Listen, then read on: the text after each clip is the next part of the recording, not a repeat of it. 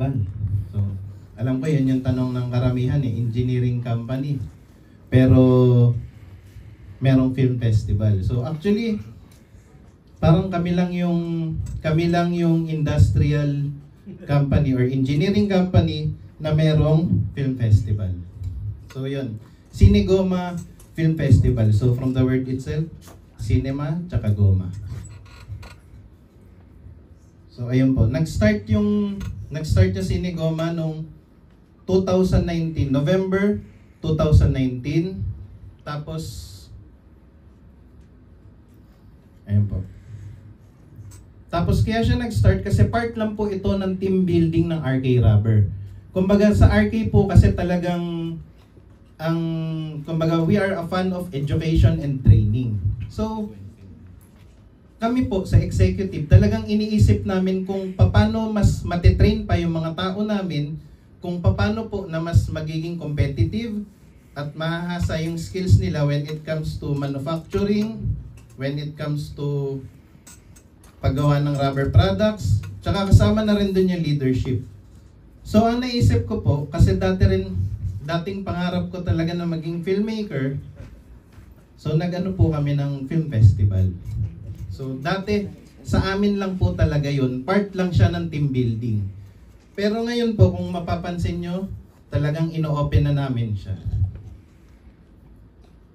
Sir Xavier, parang tayo po yung 2029 sa isang slide. 2029? Oo, dapat yung 2019. Typo error. Masyadong Okay. advanced.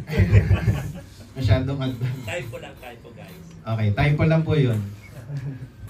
Pero anyway, ayun, ang RK Rubber kasi, talagang iniisip namin, kumbaga nag-iisip kami ng paraan, kasi dito kami kilala nag-iisip kami ng paraan kung paano mas matitrain pa yung mga tao.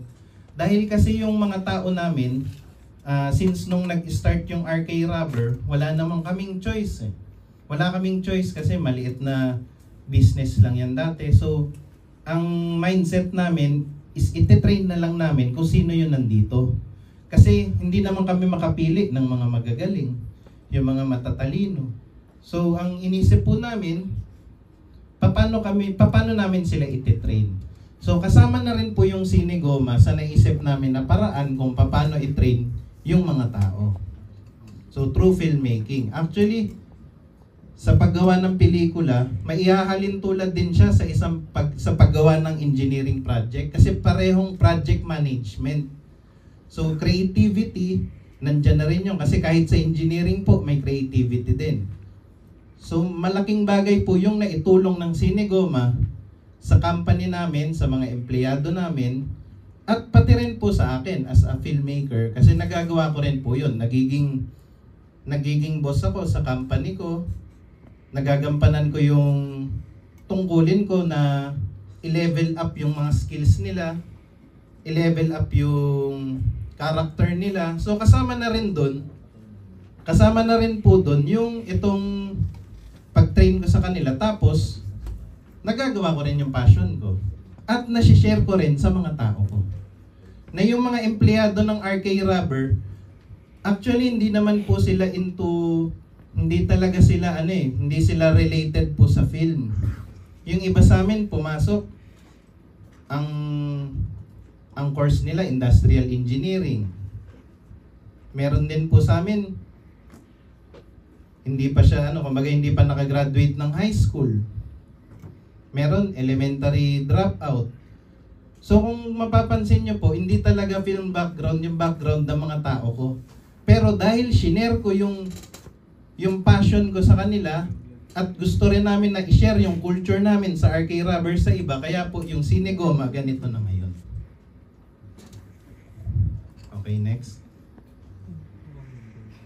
So ayun po, dati yung Cinegoma, kung dito pinapalabas.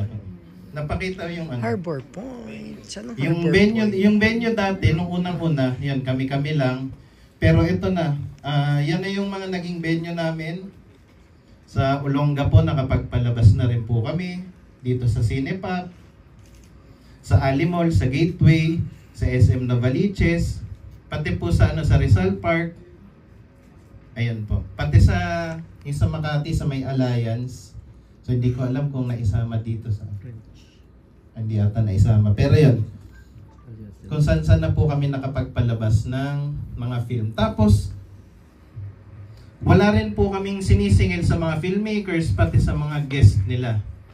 So ayun, talagang lahat ng film showing ng RK, ng Cinegoma RK Rubber Film Festival ay talagang kumbaga funded by RK Rubber. Kumbaga nagbibigay kami ng platform hindi lang doon sa mga empleyado namin, kundi pati na rin po sa ibang mga filmmaker, sa mga aspiring filmmaker na talagang gusto nilang, kumbaga nag-i-start sila, gusto nilang magkaroon ng experience, ng pangalan. So binibigay po namin to sa kanila. Ayan, so ayan po yung mga naging previous jury namin. So ayan. So ito po yung mission namin, to ignite a culture where impactful contents empower people to share better stories. So yun yung mission ng Cinegoma talaga. Kumbaga, kasi kung titingnan natin, marami naman pong film festival, marami rin naman na, kumbaga maraming film festival, maraming film school. So kami sa Cinegoma, ang goal namin, at least man lang, maturuan namin yung mga content creators kung paano magkwento ng mas maganda. Okay, next. So, ayan yung tema ngayon, may kwento ang bawat laban. Ayun, kung magtatanong po kayo, ang Cinegoma rin kasi is ano siya, kumbaga medyo motivational po. Kumbaga motivational yung atake lagi. Kasi, syempre, RK Rubber, nandun na yung quality, durability. So, kasama na rin dun yung resiliency. So, ganun din yung ano namin sa Cinegoma.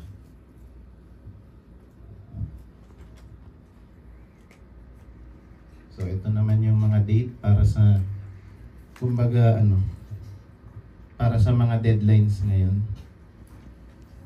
Yeah, the deadline is moved to August 15, di ba, sir? Yes. So anyway, we will provide the media naman of everything. So, Talaga. So, ayan po. Sa mga film sa Cinegoma, meron na rin kaming mga film na, kumbaga may mga film na rin po na nakapasok sa Fama Short Film Festival. So may mga film din na naipalabas na rin sa iba't ibang festival dito sa Pilipinas. Kumbaga hindi lang sa Cinegoma, kundi dito sila nag-start pero eventually nakasali na rin sila sa iba.